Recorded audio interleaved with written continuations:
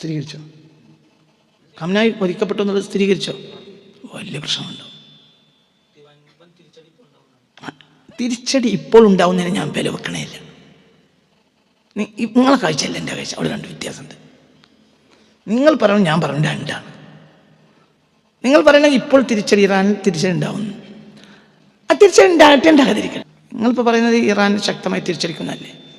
ഞാൻ അതിനെ വില വെക്കണമെന്നില്ല. ഇറാൻ ഇപ്പോൾ ശക്തമായി തിരിച്ചടിക്കുമെന്ന് പറയുന്നതിന് ഞാൻ വില വെക്കുന്നേ ഇല്ല. അതെനിക്കൊരു വിലയായിട്ട് തന്നെ ഒന്നുമില്ല. ഞാൻ യുദ്ധത്തിനൊരു വിലയും വെക്കുന്നില്ല. അത് ഇന്നത്തെ യുദ്ധമല്ല, എന്നത്തെ യുദ്ധത്തിനും. യുദ്ധത്തിന് എപ്പോഴും ഒരു പരിധി ഉണ്ടാവും, പക്ഷെ പ്രശ്നങ്ങൾക്ക് പരിധി ഉണ്ടാവില്ല. അവിടെയാണ് പ്രശ്നം. പകക്ക് പരിധി ഉണ്ടാവില്ല, യുദ്ധത്തിന് പരിധി ഉണ്ടാവും, പകക്ക് പരിധി ഉണ്ടാവില്ല. അത് പറഞ്ഞത് മനസ്സിലായോ? ഇപ്പം നിങ്ങളുടെ ബാപ്പയെ ഇയാൾ ആക്ഷേപിച്ചത് സങ്കല്പിക്കുക. നിങ്ങൾ തമ്മിൽ മൽപ്പിടുത്തം കൂടിയപ്പോൾ നിങ്ങളെ ബാപ്പയെ അവനെ ആക്ഷേപിച്ചു. അപ്പം നിങ്ങൾ അവനെ അടിക്കാൻ ചെന്നപ്പോൾ അവനും ഓൻ്റെ ആളുകൾ കൂടി നിങ്ങൾ അടിച്ചു. തിരിച്ചടിക്കാൻ കഴിഞ്ഞില്ല, നിങ്ങൾ പുറകോട്ട് വന്നു. തീർന്നോ?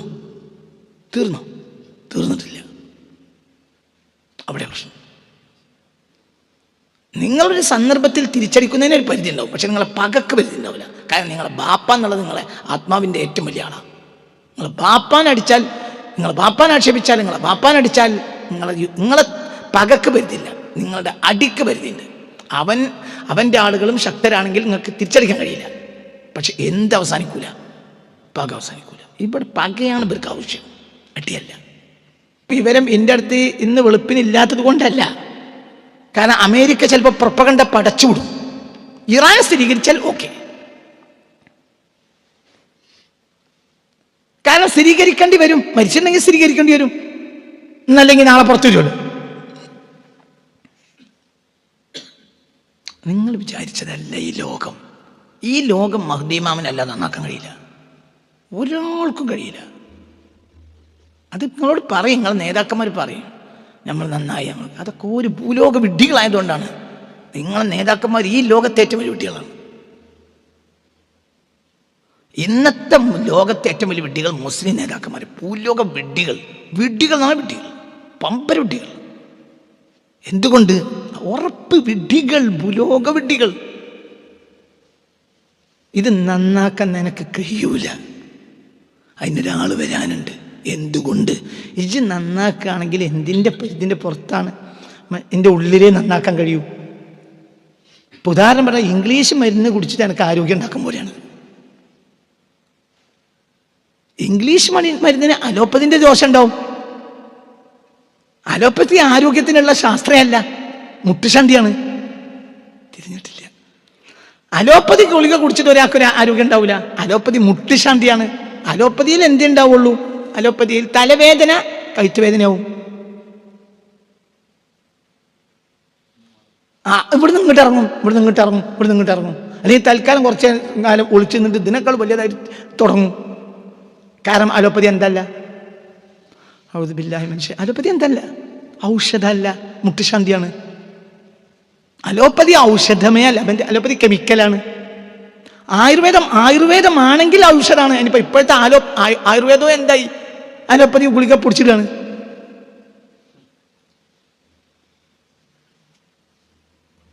ആയുർവേദത്തിൽ എൻ്റെ കുട്ടിക്കാലത്ത് ഒരു പനി മാറണമെങ്കിൽ 2 ആഴ്ച എടുക്കും. ഇന്ന് ആയുർവേദത്തിൻ്റെ ഗുളികയെ മരുന്ന് കുടിച്ചാൽ നാളെ മാറും.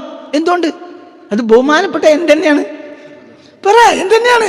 അലോപ്പതിയാണ്, ബഹുമാനപ്പെട്ട അലോപ്പതിയാണ്. അപ്പൊ ഒരാൾ അലോപ്പതി മരുന്ന് കുടിച്ചിട്ട് ഒരാൾ ആരോഗ്യം വീണ്ടെടുക്കാൻ ശ്രമിച്ചാൽ അതിനൊരു പരിധിയുണ്ട്. ആ പരിധിൻ്റെ ഉള്ളിലേ ഉള്ളത്, അതിൻ്റെ അപ്പുറത്തേക്ക് ആരോഗ്യം ഉണ്ടാവില്ല.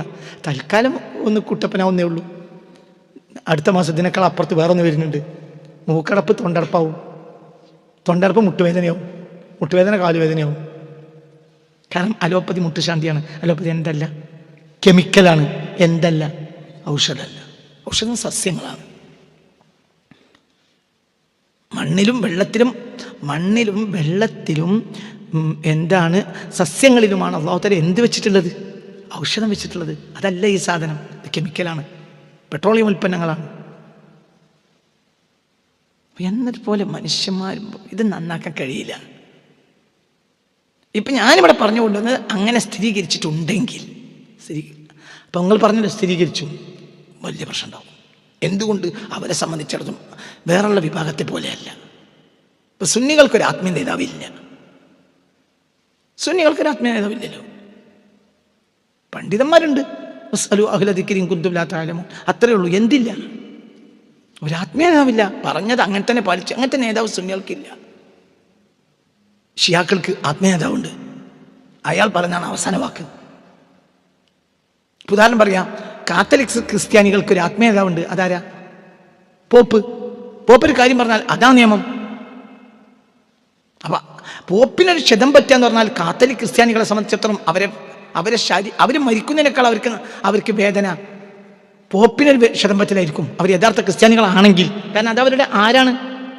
രാഷ്ട്രീയ നേതാവ് മാത്രമല്ല, അവർ എന്താണ്, വത്തിക്കാൻ സിറ്റിയിലെ രാഷ്ട്രീയ നേതാവ് മാത്രമല്ല പോപ്പ്. പോപ്പ് ആരാണ്? അവരുടെ റിലീജിയസ് സ്കോളറാണ്, അവരുടെ സുപ്രീം കമാൻഡറാണ്, റിലീജിയസ് കമാൻഡറാണ്, സുപ്രീം കമാൻഡറാണ്. അങ്ങനെ സുന്നികൾക്ക് നേതാവില്ല. അങ്ങനെ സുന്നികൾക്കൊരു നേതാവില്ല. മനസ്സിലാണ്? ഒരു കാലത്ത് ഖലീഫമാരുണ്ടായിരുന്നു. ഖിലാഫത്ത് 900-ന്റെ തുടക്കത്തിൽ തകർന്നു. പിന്നെ അങ്ങനെ ഇല്ല. അതിലെതിരപ്പോഴുണ്ടായിരുന്നു. പക്ഷെ അതേസമയത്ത് ഷിയാക്കൾക്ക് ഏത് കാലത്തും ആരുണ്ട്? അത് പ്രശ്നമാണ്. ആത്മനേതാവിന് എന്തെങ്കിലും സംഭവിക്കാറിഞ്ഞാൽ പക അവസാനിക്കില്ല പക. അത് പ്രശ്നമാണ്. ഈ പ്രശ്നം യുദ്ധം ചെയ്ത് ഇനി അമേരിക്കക്ക് ഇറാനോട് ശത്രുതയുണ്ടെങ്കിൽ, ഇസ്രായേലിനുണ്ടെങ്കിൽ, ഇത് യുദ്ധം ചെയ്ത് തീർക്കാൻ ഒരു രാജ്യത്തോട് തർക്കം പ്രശ്നം ഉണ്ടെങ്കിൽ അവർക്ക് എന്ത് ചെയ്യാം? യുദ്ധം ചെയ്യാം. യുദ്ധം ചെയ്ത് ഒതുക്കാം. എന്നിട്ട് അവസാനം എന്ത് ചെയ്യാം? വിഷയങ്ങൾ പറഞ്ഞു തീർക്കാം. അല്ലെങ്കിൽ മൂന്നാമത്തെ ഒരു കക്ഷി, ഇവിടെ ഒരു സാധനം ഉണ്ടല്ലോ, UN. മനസ്സിലായില്ല? ഇവിടെ യുണൈറ്റഡ് നേഷൻസ് എന്നൊരു സാധനം ഇവിടെ ഉണ്ടല്ലോ. അവർക്കിടയിൽ ആ കാര്യം പറഞ്ഞു തീർക്കാം. അല്ലെങ്കിൽ യുദ്ധം പിന്നെയും നിർത്തിയിട്ട് പിന്നെയും മുന്നോട്ട് പോകാം. കൊല്ലങ്ങൾ എത്ര യുദ്ധം നടന്ന സംഭവങ്ങൾ ഉണ്ടായിട്ടുണ്ട്. അതേ സമയത്ത് ആ രാജ്യത്തിൻ്റെ പരമാധികാരിയും ആത്മീയ നേതാവിനെയും കൊന്നു കഴിഞ്ഞാൽ അത് പ്രശ്നം, അത് അവിടെ അവസാനിക്കൂല. ആ പ്രശ്നം അവസാനിക്കുന്നില്ല. ആ പ്രശ്നം അവസാനിക്കുകയില്ല. ആ പക അവസാനിക്കൂല. നൂറ്റാണ്ടുകൾ കഴിഞ്ഞാൽ അവസാനിക്കൂല. ഈ പ്രശ്നത്തിന് ഇനിയിപ്പോൾ ഈ പ്രശ്നം ഇതിന് സൗകര്യം മുഴുവനും പേർഷ്യൻ അറേബ്യൻ രാജ്യങ്ങളിലുള്ള മിലിറ്ററി ബേസുകൾ, അവർക്ക് അമേരിക്കക്ക് എല്ലാവിധ സൗകര്യങ്ങൾ ചെയ്തോൾ മിലിറ്ററി ബേസുകളാണ് ഗൾഫ് രാജ്യങ്ങളിലുള്ളത്. അപ്പോൾ ആ ശത്രുത നേരെ ആരോടാണ്? ഇവർക്ക് പക ആരോട് വരും? ഈ രാജ്യങ്ങളോട്. ഇസ്രായേലും ഇവരും തമ്മിലുള്ള ഉഭയപക്ഷമധ്യം മുസ്ലിം രാജ്യ നേതാക്കന്മാർ ഇസ്രായേലും തമ്മിൽ അതിശക്തമായ ബന്ധം നിലനിൽക്കുന്നുണ്ട് എന്നത് ഇപ്പോൾ എഫ്സ്റ്റീൻ ഫയൽസ് പുറത്തു വന്നപ്പോൾ വരെ ദൃഢമായി ലോകത്തിന്. അപ്പോൾ ഇസ്രായേലും അമേരിക്കയും അറബ് നേതാക്കന്മാരും ഒറ്റക്കെട്ടാണ്. സുന്നികൾ അത് തൽക്കാലം ഉണ്ടാക്കും. അതേസമയത്ത് ഷിയാക്കൾക്ക് ഇതോടുകൂടെ എന്ത് വരും? നേരത്തെ തന്നെ പക ഇരട്ടിക്കുന്നു പറഞ്ഞാൽ തീരൂല. ഈ ദുരന്തം മുഴുവനും ഗൾഫ് അനുഭവിക്കണം. അമേരിക്ക ഇത് ബാധിക്കൂല. അമേരിക്ക ഇത് ബാധിക്കേയില്ല. അമേരിക്കക്ക് ഇത് ലാഭമാണ്. എന്തുകൊണ്ട്? ഇവിടെ ശത്രുത സ്ഥിരമാക്കിയിട്ടാൽ, അതായത് മുസ്ലിങ്ങൾക്കിടയിലുള്ള ശത്രുത, നമ്മൾ രണ്ട് വിഭാഗം, നമ്മൾ സുന്നികളും അവർ ഷിയാക്കളുമാണ്. അപ്പോൾ ഇത് തമ്മിലൊരു അഭിപ്രായ വ്യത്യാസം സ്വാഭാവികമായി ഉണ്ട്. പക്ഷെ അതേ സമയത്ത് നമ്മൾക്ക് തീരാത്തൊരു പക നമ്മൾ അസ്ഥിവാരം ഇട്ടാൽ അതൊരു പ്രശ്നമായിരിക്കും. ആ പ്രശ്നം തീർക്കാൻ കഴിയില്ല. സദ്ദാം ഹുസൈനെ കൊല്ലുമ്പോൾ പോലെയല്ല അലി ഖംനായെ കൊല്ലുന്നത്. അഹമ്മദ് നജാദിയെ കൊല്ലും പോലെയല്ല. അഹമ്മദ് നജാദി ഇറാന്റെ പ്രസിഡന്റ് ആയിരുന്നു. ആരല്ല? ആത്മീയതാവല്ല. ഇത് പ്രശ്നം ചെറുതല്ല, ഭയങ്കര പ്രശ്നമാണ്. ഈ പ്രശ്നം മഹദിക്കല്ലാതെ തീർക്കാൻ കഴിയില്ല. ഇമാം മഹദിക്കല്ലാതെ ഈ പ്രശ്നം തീർക്കാൻ കഴിയില്ല. ഞാൻ ഇന്ന് രാവിലെ ആ വാർത്ത കണ്ടപ്പോൾ പടച്ചോനെ ഇത് സ്ഥിരീകരിക്കാതിരിക്കട്ടെ എന്ന് വിചാരിച്ചു. എന്തുകൊണ്ട്? അന്നം തേടി മനുഷ്യന്മാർ ഓടുന്ന നാടാണത്. മനുഷ്യന് ഇപ്പോൾ അങ്ങനെ ഒരു അവസ്ഥ വന്നുപോയി. സത്യത്തിൽ പണ്ട അവസ്ഥയില്ല. ആ അവസ്ഥനെ തകിടം മറിച്ചൊരവസ്ഥയാണ്. അങ്ങനെ ഉണ്ടാകാനും പാടില്ല.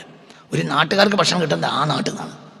അതിന് പുറത്തുനിന്ന് ഒരു ഭക്ഷണം ശേഖരിക്കുക എന്നുള്ളത് കച്ചവടം ഓക്കെ. അതിൻ്റെ അപ്പുറം തൊഴിൽ എന്ന് പറഞ്ഞത് പരിധി വിട്ട തൊഴിൽ വൈകുന്നേരം അല്ലെങ്കിൽ ആഴ്ചയിൽ ഒരിക്കലെങ്കിലും മടങ്ങി വരാൻ കഴിയണം, അതിന് കഴിയില്ല. അപ്പോൾ അള്ളാഹു സുബ്ഹാനഹു വ തആല നമ്മളെ നാട്ടിൽ നൽകിയ ഒരു അസാബാണ് എന്ത്? ഗൾഫ് ജോലി ഒരു അസാബാണ്. അതൊരിക്കലും ഒരു അനുഗ്രഹമല്ല.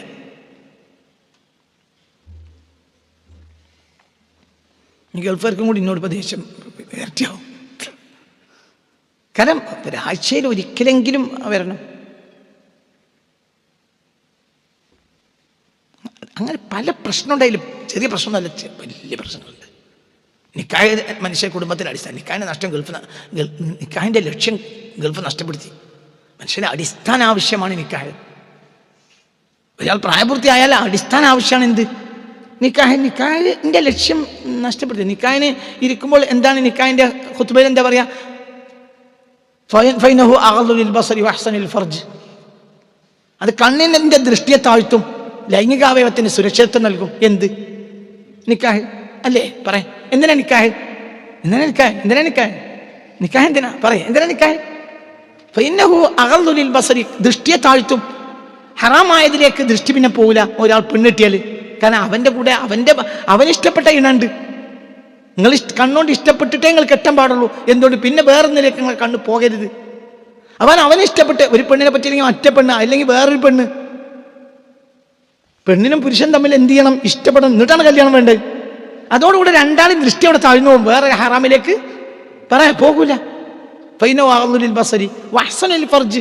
അവൻ്റെ ലൈംഗികാവയവത്തിന് സുരക്ഷിതത്താണ്. വേറൊന്നിനെ ആ ലൈംഗികാവയവം ആഗ്രഹിക്കൂല. എന്തുകൊണ്ട്? അവൻ്റെ കൂടെ സദാ അവൻ്റെ ആരുണ്ട്? ഇണയുണ്ട്. ഈ ലക്ഷ്യം നഷ്ടപ്പെടുത്തി. അപ്പോൾ വിവാഹം എന്ന മാനുഷിക സമൂഹത്തിൻ്റെ അടിസ്ഥാനം കുടുംബമല്ലേ? ഭൂമിയിൽ നിന്നല്ല കുടുംബം ഉണ്ടായത്, ഭൂമിയിൽ നിന്നല്ല, അള്ളാന്റെ ഹളറത്തിൽ നിന്നാണ് എന്തുണ്ടായത്? കുടുംബം ഉണ്ടായത്. കുടുംബം നിസ്കാരം ഭൂമിയിലുണ്ടായതാ, നോമ്പ് ഭൂമിയിലുണ്ടായതാ, ഹജ്ജ് ഭൂമിയിലുണ്ടായതാ, സക്കാത്ത് ഭൂമിയിലുണ്ടായ, ദർസ് ഭൂമിയിലുണ്ടായതാ, മദ്രസ ഭൂമിയിലുണ്ടായതാ, പള്ളി ഭൂമിയിലുണ്ടായതാ, ഇതൊക്കെ ഭൂമിയിലുണ്ടായതാ. അതേസമയത്ത് കുടുംബം ഭൂമിയിലുണ്ടായതല്ല, ഏതോ ലോകത്തുണ്ട്, അള്ളാന്റെ ഹളറത്തിലുണ്ടായതാ, പിന്നെ ഭൂമിക്ക് ഇറക്കിയതാ. അപ്പൊ മനുഷ്യന്റെ അടിസ്ഥാന ആവശ്യം പള്ളി മദ്രസ ഒന്നല്ല. എന്താണ്? പറ മനുഷ്യ, ആദ്യം ഉണ്ടായതല്ലേ? ആദ്യം വേണ്ട ചിന്തിക്ക്. ആദ്യം ഉണ്ടായതല്ലേ? ആദ്യം ഉണ്ടായത് കയറിയിരിക്കുക, ആളുകൾ വരും, കയറി ഇങ്ങോട്ടിരിക്കുക. നിങ്ങൾക്ക് എന്ത് പറ്റി? എൻ്റെ മുന്നിൽ ഇരിക്കണ്ട, എനിക്ക് ദേഷ്യം വരും. ചില നേരത്തെ ഒന്നും വിചാരിക്കുന്നിട്ട് അവനെ. നിങ്ങൾ പുറത്തെ കുട്ടികളൊന്ന് വിട്ടികളാകരുത്, നിങ്ങൾ പഠിക്കണം, എല്ലാം പഠിക്കണം. അത് നല്ല കുട്ടികളല്ലേ, എഡ്യൂക്കേറ്റഡ് ആയ കുട്ടികൾ വിട്ടികളെ പോലെ ആകുന്ന മനസ്സൊക്കെ വിഷമിക്കുകയാണ്. പുതിയ ലോകത്തിന് അന്തയില്ല, ഒരു അന്തമില്ല. എടോ എനിക്കല്ലേ അന്തല്ലാതാകണ്ട്, എനിക്ക് താടി നരച്ചില്ല. ഇപ്പം നിങ്ങളെ കൂട്ടത്തിലെ അന്തല്ലാത്ത ആൾ ഞാനാണെങ്കിൽ അയാൾക്ക് വയസ്സായില്ലെന്നറിയാലോ. നിങ്ങളെപ്പറ്റി എങ്ങനെ പറയാം? ഒക്കെ എഡ്യൂക്കേറ്റഡ് ആയ ആളുകൾ, ഡിഗ്രി കഴിഞ്ഞിരിക്കുന്ന ആളുകൾ, അങ്ങനെയല്ലേ നിങ്ങളൊക്കെ? നല്ലൊരു ശതമാനം. എന്നിട്ട് നിങ്ങൾക്ക് അന്തല്ല. ഇപ്പം എന്താ ചെയ്യുക? ഭയങ്കര ഭയങ്കര ഭയങ്കര വിഷമം, ഭയങ്കര വിഷമം. ഈമാൻ കിട്ടി മരിക്കുകയാണെങ്കിൽ ഇന്നൊരിക്കലും എനിക്കിഷ്ടം. കാരണം ലോകം ഇനി നന്നൂല. ഈമാൻ കിട്ടി അള്ളാഹു സ്വീകരിക്കാൻ ഇന്ന് മരിക്കാൻ എനിക്കിഷ്ടം. കാരണം എന്തുകൊണ്ട്? ഈ മനുഷ്യന്മാരുടെ വർത്താൻ പറയാൻ എനിക്ക് കാര്യമല്ല. കാരണം നേരെ മനുഷ്യന്മാർ സ്വീകരിക്കണല്ലേ, അവർക്ക് ഒപ്പിച്ച് പറയണം. ഈ കുറച്ച് ആളുകൾ, കുറച്ച് മൂല്യന്മാരും കുറച്ച് തങ്ങന്മാരുണ്ട്, അവർക്കനുസരിച്ച് നമ്മൾ വർത്താനം പറയണം. അല്ലെങ്കിൽ ഒരു നമ്മൾ ലിസ്റ്റിന് വിട്ടില്ല, ചീത്തയും ഇല്ലാത്തതും പറയും. ഞാൻ കാദിയാനിയാണ്, ഞാൻ ചേകനൂരാന്നുണ്ട്, ഒരു മാസം കഴിഞ്ഞിട്ടില്ല. എന്തേന് കാരണം? റസൂലുള്ളാഹി ആയിഷ ബീവിയെ കെട്ടിയത് 9 വയസ്സിലാവൂല എന്നൊരു ഗവേഷണമാണ്. ഒരു മനുഷ്യൻ ഗവേഷണം ചെയ്യാൻ അധികാരമുണ്ടല്ലോ. ഞാൻ അവിടുന്ന് ഇപ്പോഴും മാറിയിട്ടില്ല. ഞാൻ അതിന് ആങ്ങോർന്ന് ഇങ്ങനെ ഉന്നെപ്പറ്റി പറഞ്ഞ് ഞാനോട് വിചാരിച്ചിട്ടില്ല. കാദ്യാനിയും ചേകനൂരിനൊക്കെ പറ്റി എന്നെപ്പറ്റി ഈ സംഘടന, ഈ സുന്നികൾ, ഭാബികൾ വിട്ടാളെ, ഈ EKAP വിഭാഗത്തിൽപ്പെട്ട സുന്നി മൂല്യന്മാർ എന്നെപ്പറ്റി കാദ്യാനി, ചേകനൂർ എന്ന് പറഞ്ഞാൽ നേരെ എൻ്റെ മയന എന്താണ്? കാഫിർന്നല്ലേ. അങ്ങനെ പറയുന്നൊന്നും ഞാൻ വിചാരിച്ചിട്ടില്ല. അപ്പൊ ഞാൻ ആങ്ങോറിൽ പെട്ടു. എന്തായി പറയണത്? ഒരു മനുഷ്യന് ഗവേഷണം താൻ അധികാരമല്ലേ? ഞാൻ തീർന്നിട്ടില്ല, ഞങ്ങളെ മോത്തടിക്കും ഇൻഷാ അല്ലാഹ്. തല താഴ്ത്തും, നിങ്ങൾ തല താഴ്ത്തേണ്ടി വരും. നാളുണ്ടെങ്കിൽ തല താഴ്ത്തേണ്ടി വരും. എൻ്റെ ആയുധം തീർന്നില്ല. എൻ്റെ ആയുധത്തിൻ്റെ 10% പോലും ഉൾപ്പെടുത്തില്ല. ഞാൻ ഇത്ര അങ്ങനെയൊക്കെ പറയണല്ലോ. സംഗതി അയാൾക്ക് പേച്ചതാവും. എന്നാലും അയാൾ നമ്മളൊരാൾ തന്നെയാണ്. അങ്ങനെ പറയണ്ടേ? അത് കാഫിറെന്ന് അറിയാൻ പാടില്ലല്ലോ. കാഫിറെന്ന് അറിയില്ലല്ലേ? ഇതിനല്ലേ ചേകനൂരാണ്. അല്ല, അങ്ങനെയല്ല. ഖാദിയാനി ചേകനൂരിനൊക്കെ പറയുന്നതിനെ കളിപ്പിച്ച് മത്തായി തോമസ് എന്നൊക്കെ പറയുകയാണെങ്കിലും ഇസ്ലാം ശത്രു എന്നല്ല, അവൻ അന്യ മതക്കാരനാണ്. അത്രയേ ഉള്ളൂ. ഖാദിയാനി പറഞ്ഞ ഇസ്ലാം ശത്രുവല്ലേ, ചേകനൂർ പറഞ്ഞ ഇസ്ലാം ശത്രുവല്ലേ. അള്ളാഹു തന്നെ നമ്മളെ കാത്ത് രക്ഷിക്കട്ടെ. അങ്ങനെയാണ് എഴുതിയത്. ആരെഴുതിയത്? സുന്നികൾ, വഹാബികൾ മിണ്ടിയതുമില്ല. എന്തുകൊണ്ട്? മിണ്ടേണ്ട ആവശ്യമില്ല. ആരെന്നെ കൊണ്ടുണ്ട്? വഹാബികൾ പിന്നെ ലാസ്റ്റ് ഒന്ന് കുളം കലക്കാൻ നോക്കി, മലപ്പുറത്തിൻ്റെ ഒരു പരിപാടി ഉണ്ടാക്കി, എത്രയേ ഉള്ളൂ. പിന്നെ അങ്ങനെയാണ് അത്. എന്തുകൊണ്ട്? ലാസ്റ്റ് പിന്നെ ഒന്നുകൂടി ഇളക്കാൻ നോക്കിയേ ഉള്ളൂ. അങ്ങനെ ഉണ്ടല്ലോ. നമ്മൾ ദമ്മൊക്കെ കിട്ടി ദമ്മ് കഴിച്ച് പിന്നെ ഒന്ന് ഇളക്കുമല്ലോ. അതാ ഞാൻ പറഞ്ഞത്, എനിക്ക് ഇന്ന് മരിക്കണമെങ്കിൽ ഇന്ന് ഒരിക്കലും ഇഷ്ടം ഈമാൻ കിട്ടി മരിക്കണമെന്നേ ഉള്ളൂ. എന്തുകൊണ്ട്? മനുഷ്യൻ നന്നാവില്ല, നന്നാകുന്നല്ല. ഇന്നലേക്ക് നന്നാക്കാൻ സാധ്യതയില്ല. കാരണം അതിൻ്റെ കോലം ഉണ്ടാവുമല്ലോ. ഇപ്പം ഇവിടെ ഇരിക്കണ കുട്ടി ചോദിക്കുകയാണല്ലോ, എന്ത് ആ കുട്ടി എഡ്യൂക്കേറ്റഡ്. ഞാൻ ആ കുട്ടീനെ എതിർക്കല്ലോ, ഞാൻ നമ്മളെ അറ്റ്മോസ്ഫിയർ പറയാ. അതെന്താ അവസ്ഥ? അതങ്ങനെ ബുഖാരി മുസ്ലിമാണ് ഞാൻ പറഞ്ഞതെങ്കിൽ ആ ചോദ്യത്തിന് മാനുണ്ട്. എന്തുകൊണ്ട്? അത് ആ കുട്ടിക്ക് അറിയില്ല. അതേസമയത്ത് ഈ ലോകത്തിൽ നിന്ന് എന്നും ഈ ലോകത്തെ ഒന്നാമത്തെ നുണയും അവസാനത്തെ നുണയും എന്താണ്? പത്രമാണ്. പത്രത്തിൻ്റെ അത്ര നുണ ഈ ലോകത്തില്ല. പത്രം പക്കാ നുണയാണ്.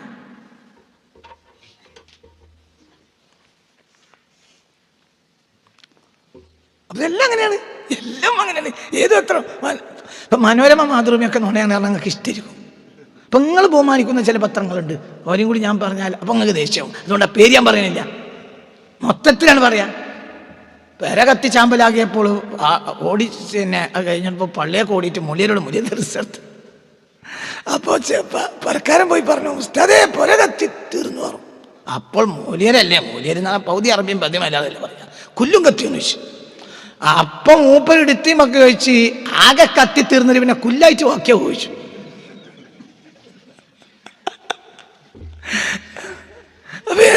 എന്താ മൂപ്പര് വിചാരിച്ചു എന്തോ ഒരു കൗക്കോല് പട്ടി പോലത്തെ സാധനമാണ് എന്ത് കുല്ലെന്ന. ആകെ കത്തി തീർന്നിട്ട് കുല്ലായിട്ട് വാക്കിയ ഉസ്താദേ എന്ന് പറഞ്ഞ മാതിരി ഈ ലോകത്തെ എല്ലാ പത്രവും നുണയാണ്. നുണയല്ലാത്തൊരു പാത്രം ഈ ഭൂമിയിൽ നിന്ന് ഇറങ്ങിയിട്ടില്ല. ഇന്നലെ ഇറങ്ങിയിട്ടില്ല, മിഞ്ഞാന്ന് ഇറങ്ങിയിട്ടില്ല. നുണ മാത്രം. പത്രത്തിൽ നേര് എന്നുള്ള ചരമകോള, അത് നേരാ. പിന്നെ പ്രാദേശിക വാർത്തകൾ. എന്ത്? ഞെളിയമ്പറമ്പ് പോകുന്ന ബൈക്കുള്ള 6-ാം വാർഡിലെ ഇലക്ട്രിക് കമ്പി പൊട്ടി വീണു, അത് ഓക്കെ, അത് നേരാ. നമ്മൾ അണക്കെട്ട് പൊട്ടി വെള്ളം മുഴുവൻ താഴേക്ക് പോയി, ഓ അത് നേരം. അതിൻ്റെ അപ്പുറത്തേക്കുള്ള വാർത്ത മൊത്തം നുണയാണ്. കാരണം ഇതാര് കൊടുക്കണം? റോയിട്ടർ കൊടുക്കണം. ഈ ലോകത്തെ പത്രം മൊത്തം നിയന്ത്രിക്കുന്നത് 6 ആളാണ്. മൊത്തം ആ 6 ആളെന്നാൽ ഒരാളാണ്. നിങ്ങൾ സാത്താൻ്റെ നവലോകക്രമം എന്നൊരു പുസ്തകമുണ്ട്, ആ പുസ്തകം ഒന്ന് വായിക്കി. ഏറ്റവും നിങ്ങൾ ആ പുസ്തകം വായിക്കി. സാത്താൻ്റെ എന്നാൽ പിന്നെ നിങ്ങൾക്ക് ഒരു എപ്സ്റ്റീൻ ഫയൽസ് ഒന്നും വേണ്ടിയില്ല. ഞാൻ അതിനെപ്പറ്റി ഒന്നും പറയാതെ പറയേണ്ട ആവശ്യമില്ല. നിങ്ങൾ ഈ പുസ്തകം വായിക്കി. പുസ്തകം എന്ന് ഇറങ്ങിയിട്ടുണ്ട്, സാത്താൻ്റെ നവലോകക്രമം എന്ന് എൻ്റെ പുസ്തകങ്ങൾ വായിക്കുക. പുസ്തകം ഇവിടെ ഉണ്ട്. പുസ്തകമൊന്നും കൊടുത്തില്ല, ആവശ്യക്കാർക്ക് കൊടുക്കാൻ വേണ്ടി ഇവിടെ പുസ്തകം എഴുതി വെച്ചിട്ടുണ്ട്. ഇവിടെ ഉണ്ട് പുസ്തകം. നിങ്ങൾ ആ പുസ്തകം മാത്രം ഒന്ന് വായിക്കി. എപ്സ്റ്റീൻ ഫയൽസ് നിങ്ങൾ പിന്നെ വായിക്കേണ്ടി വരില്ല. നുണയല്ലാത്തൊന്നും ലോകത്തില്ല, നിങ്ങൾക്ക് മനസ്സിലാവും. ഞാനീ പറയുന്ന പ്രശ്നം ഇതൊന്നല്ല. ഇപ്പം നിങ്ങളെ ബുദ്ധിയാണ് പറഞ്ഞത്. നിങ്ങൾ പറഞ്ഞ ശക്തമായ തിരിച്ചടി ഉണ്ടാവും ഇറാൻ പറഞ്ഞിട്ടുണ്ട്. എന്തുണ്ടാകാൻ ഇറാൻ എന്ത് കുന്തം കഴിയും? അതൊന്നും അങ്ങനെയാണെങ്കിൽ ഇറാൻ അവരുടെ ആത്മീയതാവ് നമ്മൾ രക്ഷിക്കല്ലേ വേണ്ട. അതിനെ എത്ര ഉള്ളൂന്നറിയാം. എല്ലാം കഴിഞ്ഞാൽ പാപ്പാൻ അടിച്ചിട്ട് കൈ മുറിക്കുമ്പോൾ മക്കളുണ്ടല്ലോ കാണിച്ചു തരാമെന്നറിയുന്നു. കാണിച്ചിട്ടാണെങ്കിൽ അപ്പം തന്നെ കാണിച്ചു കൊടുക്കണ്ട്. പിന്നെ അവസാനം എല്ലാം കൂടി നശിപ്പിക്കുക, ഓലും നശിപ്പിക്കണം അടക്കം എല്ലാം ഔറ്റും. ഇറാൻ ഇപ്പോൾ പറയുന്നു ഞങ്ങൾ തിരിച്ചടിക്കും. അതൊക്കെ സാധാരണയാണ്. ആ തിരിച്ചടി നടക്കൂല എന്നൊന്നും അത് പെട്ടെന്ന് നിൽക്കുന്നൊന്നും ഞാൻ ഈ പറഞ്ഞ അർത്ഥമല്ല. പക്ഷെ ഇവിടെ ഉണ്ടാവുന്നത് പകയാണ്. ഈ പക മുസ്ലിങ്ങൾക്കിടയിൽ വിഭാഗീയ പകയുണ്ടാകലാണ്. ആരെ ലക്ഷ്യം? സയനിസ്റ്റുകളുടെ ലക്ഷ്യം. അപ്പോൾ ആ രാജ്യങ്ങൾ അശാന്തമാവും. ആ അശാന്തതയാണ് ഭയപ്പെടുന്നത്. അവർക്കിടയിൽ നീതി, ഇപ്പോൾ തന്നെ നീതിയില്ല, ഉള്ള നീതി നഷ്ടപ്പെട്ടു. മനസ്സിലാണ് പറഞ്ഞത്. പക വന്നാൽ പിന്നെ നീതി ഉണ്ടാവില്ല. പറഞ്ഞ മനസ്സിലായി. പക ഉണ്ടായാൽ എന്തില്ല? പിന്നെ നീതിയില്ല. പിന്നെ നീതിയില്ല. നീതിയില്ലെങ്കിൽ ഖുർആനും ഇല്ല. ഖുർആൻ എന്തിനാ വന്നത്? തറാവീഹ് നിസ്കരിപ്പിക്കാൻ വേണ്ടി വന്നതല്ല. ഖുർആൻ എന്തിനു വന്നാണ്? നീതി അൽപ്പകം മാത്രം, വേറെ ഒന്നുമില്ല. ലഖദ് അർസൽനാ റസൂലനാ ബിൽ ബയ്യിനാത്ത് വഅൻസൽനാ മഅഹുൽ കിതാബ വൽ മീസാൻ ലിയഖൂമ അന്നാസു ബിൽ ഖിസ്ത്. നമ്മൾ വേദഗ്രന്ഥങ്ങൾ ഇറക്കിയത് എന്തിനു വേണ്ടിയാണ്? ലിയഖൂമ അന്നാസു ബിൽ ഖിസ്ത്, ജനങ്ങൾ നീതിയോടെ വർത്തിക്കാൻ വേണ്ടിയാണ്. എന്തിറക്കിയത്? വേദഗ്രന്ഥങ്ങൾ, ഖുർആൻ അടക്കമെല്ലാം. അപ്പോൾ വേദഗ്രന്ഥങ്ങൾ ഭൂമിയിൽ വന്നത് നീതിക്ക് വേണ്ടിയാണ്. നീതിയാണ് ആവശ്യം. പക വന്നാൽ എന്തുണ്ടാവില്ല? നീതി ഉണ്ടാവില്ല. അനീതിയോ വീണ്ടും അനീതിയെ ഉണ്ടാക്കും. അനീതിക്കൊരു പ്രശ്നമുണ്ട്. അനീതി പ്രസവിക്കും, നീതി പ്രസവിക്കൂല. അനീതി പ്രസവിക്കും. അനീതി പ്രസവിക്കും. ഒരുത്തൻ അടിച്ചാൽ മറ്റവനെ വിട്ടും. തിരിച്ചടിക്കല്ലേ? പകയാണ്. പക വന്നുപോയി. പക വന്നാൽ പിന്നെ തമ്മിലടിക്കലൊക്കെ നമ്മളെ അങ്ങാടിയിലൊക്കെ ഉണ്ടായിരുന്നു. അത് കഴിഞ്ഞിട്ട് പിന്നെ എല്ലാവരും കൂടി മദ്യം പറഞ്ഞ് 2 ചായയും വാങ്ങിക്കൊടുത്ത് പിന്നെ സലാം പറഞ്ഞ് പിരിക്കും. അത് തീർന്നു അവിടെ. അതേ സമയത്ത് പകയായാലോ? തീരൂല. ഒരുത്തൻ അടിച്ചാൽ മറ്റോ പിന്നെ വെട്ടും. ഇവിടെ ഒരാളെ വെട്ടിയാൽ പിന്നെ അടുത്തത് എന്താണ്ടാവുക? 2 ആൾ വെട്ടും. 2 ആൾ വെട്ടിയാൽ 4 ആൾ വെട്ടും. ഇതെന്തിൻ്റെ ഉൽപ്പന്നമാണ്? അനീതി. അനീതി എന്തുകൊണ്ടുവരും? പക വീണ്ടും അനീതിയെ കൊണ്ടുവരും. ആ അനീതി വീണ്ടും അനീതിയെ കൊണ്ടുവരും. അനീതി വന്നു പോയാൽ കഴിഞ്ഞു. അമ്പ്യാക്കളൊക്കെ വന്നത് എന്തിനു വേണ്ടിയാ? പറക്കുട്ടി, എന്തിനു വന്നു അമ്പ്യാക്കൾ? നീതിക്ക് വേണ്ടി മാത്രം. അല്ല, എന്തിനാണ്? അതാണ് ഇല്ലാതെയാവുന്നത്. അത് ചെറിയ മോശമല്ല. ചെറിയ മോശമല്ല. രാഷ്ട്രത്തിൻ്റെ ഭരണാധികാരിയെ കൊല്ലുക, ആ രാഷ്ട്രത്തെ തോൽപ്പിക്കാം. ആ രാഷ്ട്രത്തിൻ്റെ ഭരണാധികാരിയെ കൊല്ലാൻ പറ്റൂല. അവർ തിരഞ്ഞെടുത്ത ഭരണാധികാരിയാണ്. പിന്നെ ആഭ്യന്തര കലാപം എവിടെ ഉണ്ടാക്കാം? അവിടെയൊക്കെ പുതിയ ആളെയും കിട്ടും. ഇത് കേവലം രാഷ്ട്രീയ നേതാവ് മാത്രമല്ല, ഭരണാധികാരി മാത്രമല്ല. ഇതാരാണ്? ആത്മീയതാവാണ്. അത് പകയായും പ്രസവിക്കും. ആ പക അവസാനിക്കൂല. കാരണം ഷിയാക്കളെ സംബന്ധിച്ചിടത്തോളം അവർക്ക് ഒന്നിലും പ്രശ്നമല്ല. ഒറ്റ പ്രശ്നമേ ഉള്ളൂ. ആര്? ആത്മീയതാവ് മാത്രം. അവർക്ക് ഖുർആനും ഹദീസും നല്ല പ്രശ്നം ആരാണ്? നേതാവ് പ്രശ്നമാണ് അവർക്ക്. നേതാവ് അവർക്ക് പ്രശ്നമാണ്. ഇങ്ങനെ നേതാവിന് വേണ്ടി ജീവിക്കുന്ന ഒരു ജനത ഷിയാക്കളെ പോലെ ഉണ്ടാവില്ല. ആത്മീയ നേതാവിന് വേണ്ടി ജീവിക്കുന്ന ഒരു ജനത ഷിയാക്കളെ പോലെ ലോകത്ത് വേറെ കാണാൻ കഴിയില്ല. അപൂർവമാണ്. അപ്പോൾ ബാക്കിയാണ്. അത് പമ്പം പ്രശ്നം ഉണ്ടാവും. ആ പ്രശ്നം തന്നെയാണ് ഇവരുടെ ആവശ്യം.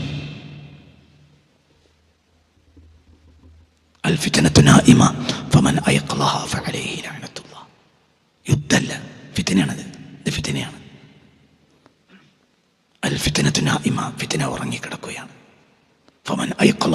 ആരെങ്കിലും ഫിത്നയെ ഉണർത്തിയാൽ അവന്റെ മേൽ അള്ളാഹുവിന്റെ ശാപം ഉണ്ടായിരിക്കും. കാരണം അത് അവസാനിക്കൂല. ഫിത്ന ഉണർന്നാൽ അവസാനിക്കൂല. ഇത് ഫിത്നയാണ്. നമ്മളിപ്പോൾ എന്താ പറയാൻ പറ്റൂല. എന്ന് പറഞ്ഞില്ലേ? എനിക്ക് ചോര കരയാൻ കഴിയുമെങ്കിൽ ഞാൻ ചോരയും കരയുമായിരുന്നു. ഭയങ്കര വിഷമാണ് ഇത്തരം കാര്യങ്ങൾ. കാരണം ഇതൊക്കെ ലോകത്ത് സമാധാനം നശിപ്പിക്കും. അതാണ് അവരുടെ ആവശ്യം. പ്രത്യേകിച്ച് ഇവരൊക്കെ ലക്ഷ്യം എന്താണെന്നറിയോ? അവരുടെ മാനം കീറിയിട്ടുണ്ട്. എപ്സ്റ്റീൻ ഫെൽസ് പുറത്തു വന്നപ്പോൾ നീ ശ്രദ്ധ തിരിച്ചു വിടണം. ഇപ്പൊ ലോകത്തെ ശ്രദ്ധ അതാണ്. ശ്രദ്ധ തിരിച്ചു വിടണം. അതാണ് ഇത്ര പെട്ടെന്ന് ഉണ്ടാക്കിയത്. ഇവർ മാനം ഇവർക്കില്ല. ഉള്ള മാനവും കീറി. നീ ലോകത്തിന്റെ ശ്രദ്ധ അവർക്ക് തിരിച്ചുവിടണം. ഇതൊക്കെ കരുതിക്കൂട്ടിയ ചതികളാണ്. അല്ലാഹു നമ്മളെ കാത്തുരക്ഷിക്കട്ടെ. ചതിയാണ് ഇതൊക്കെ, മൊത്തം ചതിയാണ് ജനങ്ങളെ. കണ്ണൊക്കെ ചതിയാണ്, ഭയാനകമായ ചതികളാണ്. ഇതന്നെ അള്ളാഹു തആല ഇതിനൊക്കെ പരിഹാരം ഉണ്ടാക്കി. റബ്ബിനല്ലാതെ ഇതിനൊന്നൊരു പരിഹാരം ഉണ്ടാക്കാനോട് കഴിയൂല്ല. റബ്ബിനോട് എല്ലാവരും ദുആ ചെയ്തോടി, ലോകത്തൊരു സമാധാനം ഉണ്ടാവാൻ. സമാധാനം ഉണ്ടായില്ലെങ്കിലും ഉണ്ടാകില്ലെങ്കിലും നിങ്ങൾക്ക് അത് ആഗ്രഹിച്ച കൂലിട്ടുമല്ലോ. മല്ലം യഹ്തമ്മ ബി ഉമൂരിൽ മുസ്ലിമീന ഫലൈസ മിൻഹും. മുസ്ലിങ്ങളെ പൊതുകാര്യത്തിൽ ഒരാൾക്ക് വിഷമം തോന്നിയില്ലെങ്കിൽ അയാൾ മുസ്ലിങ്ങളിൽ പെട്ടവനല്ല. മല്ലം യഹ്തമ്മ ബി ഉമൂരിൽ മുസ്ലിമീന, കുട്ടികൾ എഴുതി ചൊല്ലിയ ഹദീസ്. മല്ലം യഹ്തമ്മ ബി ഉമൂരിൽ മുസ്ലിമീന ഫലൈസ മിൻഹും. മല്ലം യഹ്തമ്മ ബി ഉമൂരിൽ മുസ്ലിമീന ഫലൈസ മിൻഹും. മുസ്ലിങ്ങളുടെ പൊതുകാര്യങ്ങൾ ഒരാൾക്ക് വിഷയമായി തോന്നിയില്ലെങ്കിൽ ഫലൈസ മിൻഹും, അവൻ മുസ്ലിങ്ങളിൽ പെട്ടവനല്ല എന്ന് പുണ്യ റസൂൽ സ്വല്ലല്ലാഹു അലൈഹി വസല്ലം. അവൻ്റെ പ്രശ്നങ്ങൾ, നന്മ ആഗ്രഹിക്കുന്ന മനുഷ്യന്മാർക്കൊക്കെ ഇതിൽ ക്ഷീണം വരും. എല്ലാവർക്കും മിഡിൽ ഈസ്റ്റിൽ മൊത്തം വരും. അതെല്ലാം മതക്കാരും ബാധിക്കും, എല്ലാവരും ബാധിക്കും. ഇത് തമാശയല്ല, വലിയ ഇതൊരു മതത്തിലും വിഭാഗത്തിലും മാത്രം പെടുന്നതല്ല. വലിയ പ്രശ്നങ്ങൾ പ്രയാസങ്ങളുണ്ടാവും.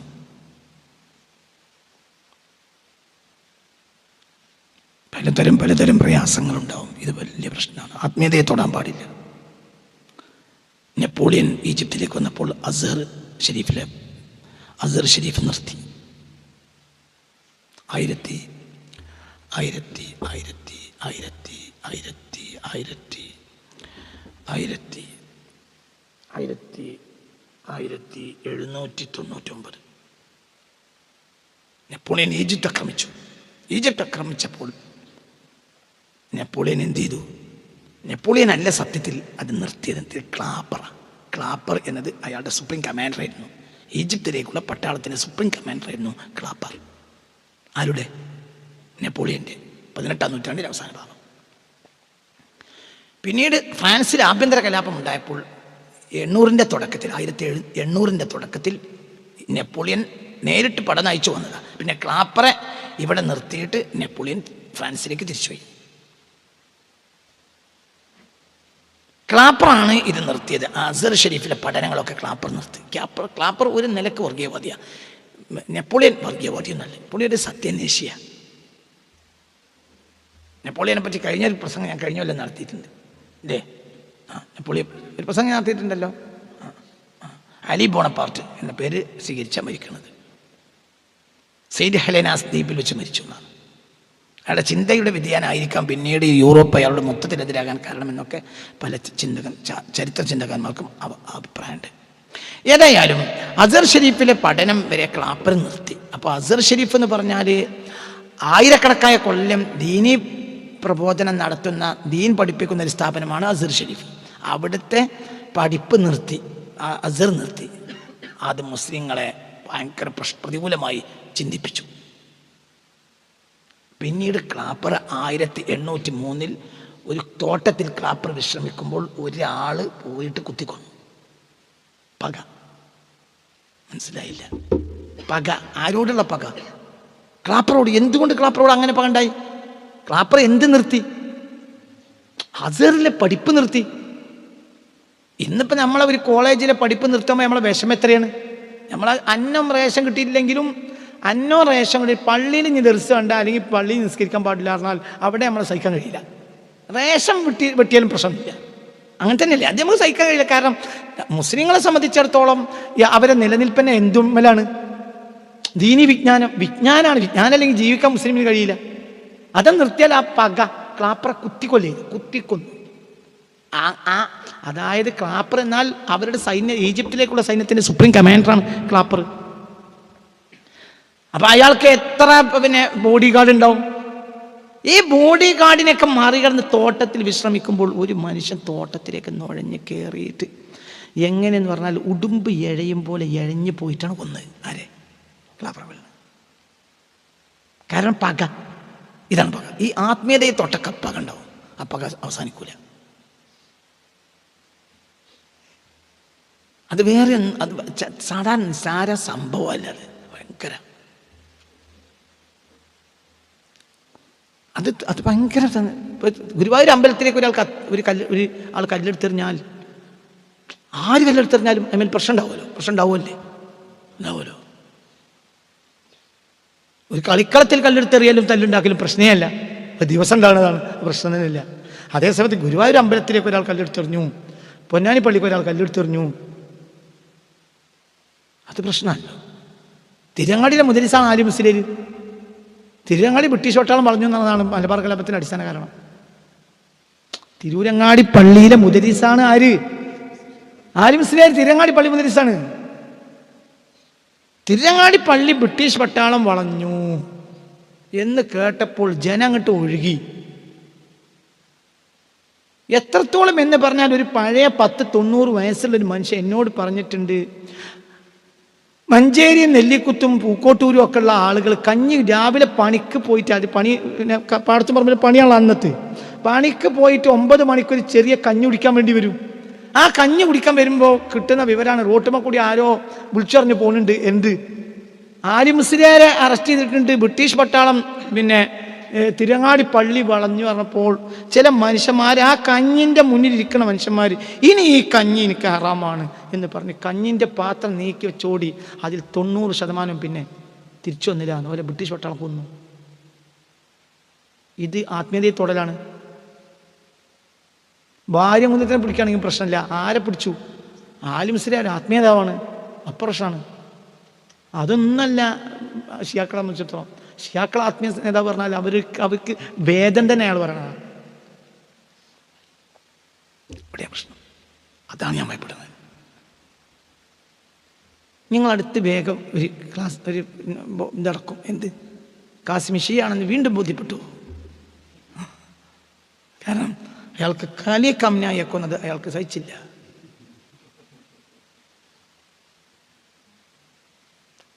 അടുത്തൊന്നും ഈ പ്രശ്നം തീരില്ല. അങ്ങനെ സംഭവിച്ചിട്ടുണ്ടെങ്കിൽ അത് പകയാണ്, പക ഉണ്ടാക്കും. ഒരിക്കലും ആത്മീയതയെ തൊട്ട് കളിക്കരുത്, അത് പക ഉണ്ടാക്കും.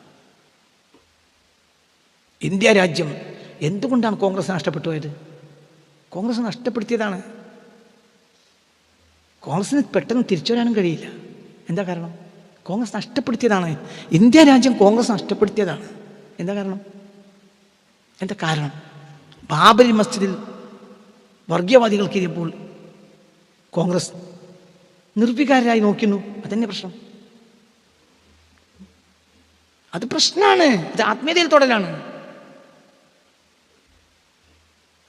അത് തൊടലാണ്. എന്തിന്? ഇപ്പോൾ ഒരു അമ്പലത്തിൽ ഒരു വിഭാഗം ആളുകൾ ഇരച്ചു കയറിയപ്പോൾ BJP സർക്കാർ നോക്കിയെന്ന് സങ്കല്പിക്കുക. ആ സർക്കാർ പിന്നെ മുന്നോട്ട് പോകാൻ കഴിയില്ല. ഇത് ഏത് വിഭാഗത്തിൻ്റെ ആത്മീയത അങ്ങനെയാണ്? ആത്മീയതയിൽ തൊടാൻ പാടില്ല.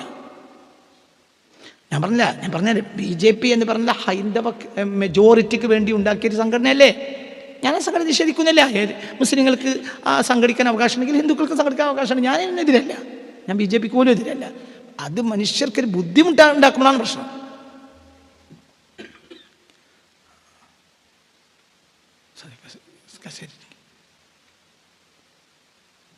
അപ്പൊ നിങ്ങൾ ഇത് തമാശല്ലേ? ഭയങ്കര പ്രശ്നം. ഞാൻ ഇത് പറയാൻ വന്നതല്ല, പക്ഷെ ഞാൻ ഇത് പറഞ്ഞു പോകാൻ എൻ്റെ മനസ്സിന് വേദനയായി പറയുന്നത്. ഇതൊന്ന് അവസാനിക്കണം. നമ്മൾക്ക് വെട്ടികളായി പോയതുമാണ്. നിങ്ങൾ പറഞ്ഞു ആത്മീയതയിൽ ഒരാൾ തൊടരുത്. ആത്മീയതയിൽ തൊടാനേ പാടില്ല. ആത്മീയതയിൽ തൊട്ട പ്രശ്നമുണ്ടാവും. അപ്പോൾ ആ പ്രശ്നം അവസാനിക്കൂല. ഇപ്പം ഞാൻ പറഞ്ഞല്ലോ, 1992 പ്രശ്നം. കോൺഗ്രസ് പിന്നെയും ഭരിച്ചിട്ടുണ്ട്. പക്ഷേ കോൺഗ്രസ് അധികാരം നഷ്ടപ്പെടുത്തി. കോൺഗ്രസിന് അതിനെ പെട്ടെന്ന് തിരിച്ചു കിട്ടുകയുമില്ല. അങ്ങനെ നിങ്ങൾ വിചാരിക്കണ്ട. കാരണം കോൺഗ്രസ്, അതായത് അവർ എല്ലാ നിഷ്പക്ഷവാദികളും ഇതിനെതിരായിരിക്കും. കാരണം ആത്മീയതയെ തൊടാൻ പാടില്ല. ഇന്ത്യൻ മനസ്സാണ് പൊതുവെ നിഷ്പക്ഷ മനസ്സാണ്. കരുതിക്കുട്ടി BJP അധികാരം നേടിയതല്ല, കോൺഗ്രസ് അധികാരം നഷ്ടപ്പെടുത്തിയതാണ്. അപ്പൊ പിന്നെ സ്വാഭാവികമായി ആർക്ക് കിട്ടി? BJP കിട്ടിയ അധികാരമേ ഉള്ളൂ. BJPയുടെ മനസ്സല്ല ഇന്ത്യൻ മനസ്സ്. അതും ഞാൻ പറഞ്ഞുതരാം. ഇന്ത്യയിലെ ഭൂരിപക്ഷം ഹിന്ദുക്കളുടെ മനസ്സും BJP മനസ്സല്ല. അങ്ങനെ നിങ്ങൾ വിചാരിക്കേ വേണ്ട. BJP അധികാരത്തിൽ നിന്ന് കൊല്ലങ്ങൾ എത്ര കഴിഞ്ഞു? ഇപ്പോഴും ജനങ്ങൾ നിഷ്പക്ഷമായി നിൽക്കല്ലേ? എന്തൊക്കെ വർഗീയത കളിക്കാൻ നോക്കി അല്ലേ? അങ്ങനെ തന്നെയല്ലേ? പ്രഭാഷണ മധ്യേ ഒരു പള്ളിയിലെ ഉസ്താദ് ആറ്റുകാൽ പൊങ്കാലയ്ക്ക് അനുകൂലമായി പറഞ്ഞപ്പോൾ എത്ര ഹൈന്ദവ സഹോദരങ്ങളാണ് അതിനെ സ്വാഗതം ചെയ്തത്. കാരണം മനുഷ്യരുടെ മനസ്സ് ധ്രുവീകരണം ഉണ്ടാകരുത്, എല്ലാ മതങ്ങളും യോജിച്ചു പോകണം, എല്ലാത്തിനും ആത്മീയത തന്നെയാണ്. ഇപ്പം ആറ്റുകാൽ പൊങ്കാല എന്ന് പറഞ്ഞാൽ ഹൈന്ദവരെ സംബന്ധിച്ചിടത്തോളം അതൊരു ആത്മീയമായ അവരുടെ ഒരു കർമ്മമാണ്. മനസ്സിലാകാൻ പറഞ്ഞ അതിനൊക്കെ അതിൻ്റെ വില കൊടുക്കേണ്ടതുണ്ട്. അതിൻ്റെ വില കൊടുക്കണം. അതൊരു വിഭാഗത്തിൻ്റെ ആത്മീയമായ അവരുടെ ആത്മീയ ചൈതന്യത്തിൻ്റെ ഊർജമാണ് ആറ്റുകാൽ പൊങ്കാല എന്ന് വിശ്വസിക്കുന്ന ലക്ഷക്കണക്കായ ആളുകൾ കേരളത്തിലും തമിഴ്നാട്ടിലുണ്ട്. അപ്പൊ അതിന് വരുന്ന ആളുകൾക്ക് വേണ്ടി ഒരു സൗകര്യം ചെയ്തു കൊടുക്കണം എന്നൊരു പള്ളിയിലെ ഉസ്താദ് പറഞ്ഞു. ആര് എന്ത് എവിടെ നിന്നൊന്നും അല്ല, അതിന്റെ പിക്കും ഇതൊന്നല്ല ഞാൻ പറയണത്, പറഞ്ഞല്ലോ. അപ്പോഴത്തേന് എത്ര ആളുകളാണ് സ്വാഗതം ചെയ്ത്? സ്വാഗതം ചെയ്യും വേണം. എന്തുകൊണ്ട്? മനസ്സൊക്കെ എപ്പോഴും എല്ലാവരുടെയും ഇതൊന്നും ഉണ്ടാവരുത് എന്ന് വിചാരിക്കുന്ന ഒരു മനസ്സാണ് പൊതുവെ ഇന്ത്യൻ മനസ്സ്. അതിനെ നശിപ്പിച്ചു. ആര് നശിപ്പിച്ചു? മാതൃഭൂമിയാണ്. മാതൃഭൂമി ഏറ്റവും കൂടുതൽ വേദനാജനകമായ റിപ്പോർട്ടുകൾ അന്ന് പ്രസിദ്ധീകരിച്ച മാതൃഭൂമിയാണ്. മാതൃഭൂമി എന്ന് പറഞ്ഞാൽ ഒരു ഹൈന്ദവ തറവാടിലെ പത്രമാണല്ലോ. 992 ബാബരി മസ്ജിദ് പൊളിച്ചതുമായി ബന്ധപ്പെട്ട് ഏറ്റവും വേദനാജനകമായ റിപ്പോർട്ടുകളും എഡിറ്റോറിയലും എഴുതിയത് ആരാണ്? ഇന്ത്യ രാജ്യത്ത് ശേഷിക്കുന്ന കറുത്ത പാട് അന്ന് എഴുതിയത് മാതൃഭൂമി എഴുതിയത്. മാതൃഭൂമി ഒരു മുസ്ലിം പത്രമല്ലല്ലോ, അത് ഒരു എന്താണ് ഒരു ഹൈന്ദവ തറവാട്ടിലെ പത്രമല്ലേ മാതൃഭൂമി. പക്ഷെ അവർക്കത് സഹിക്കാൻ കഴിഞ്ഞില്ല. എന്തുകൊണ്ട്? ഇന്ത്യൻ മനസ്സ് വർഗീയല്ല. കോൺഗ്രസ് കരുതിക്കൂട്ടി ഇന്ത്യയെ നഷ്ടപ്പെടുത്തി. കോൺഗ്രസിന് പെട്ടെന്ന് തിരിച്ചു വരാൻ കഴിയുമെന്ന് കോൺഗ്രസ് വിചാരിക്കാനുണ്ട്. കാരണം നഷ്ടപ്പെടുത്തിയതാണ്. എന്ന് നഷ്ടപ്പെടുത്തി? 992 നഷ്ടപ്പെടുത്തി. എന്തുകൊണ്ട്? ആത്മീയതയിൽ തൊടാൻ പാടില്ല. അത് ഉഭയകക്ഷി ചർച്ചകളിലൂടെ പെട്ടെന്ന് പരിഹരിക്കണമായിരുന്നു. പക്ഷേ ആ ഒരു സാഹചര്യത്തിനനുസരിച്ച് ഉയരാൻ അന്ന് കോൺഗ്രസിന് കഴിഞ്ഞില്ല. കുറ്റവാളിയായ വ്യക്തി അന്ന് പ്രധാനമന്ത്രിയായിരുന്നു നരസിംഹറാവു. അദ്ദേഹം ഇന്ത്യയെ സംബന്ധിച്ചിടത്തോളം ഒരു കുറ്റവാളിയായ പ്രധാനമന്ത്രിയാണ്. ഇന്ത്യയുടെ ചൈതന്യം നശിപ്പിച്ചത് അയാളാണ്. ഞാനിവിടെ പറഞ്ഞു കൊണ്ടുവരുന്നത് നിങ്ങൾ ഗൗരവമായി ചിന്തിക്കണം. ആത്മീയതയെ തൊട്ട് കളിക്കാൻ പാടില്ല. അത് വേദനാജനകമാണ്. അതാരുടേതാണെങ്കിലും വേദനാജനകമാണ്. എല്ലാവരെയും ആത്മീയതയിൽ ബഹുമാനിക്കണം. ആത്മീയ നേതാക്കളെ ബഹുമാനിക്കണമല്ലോ.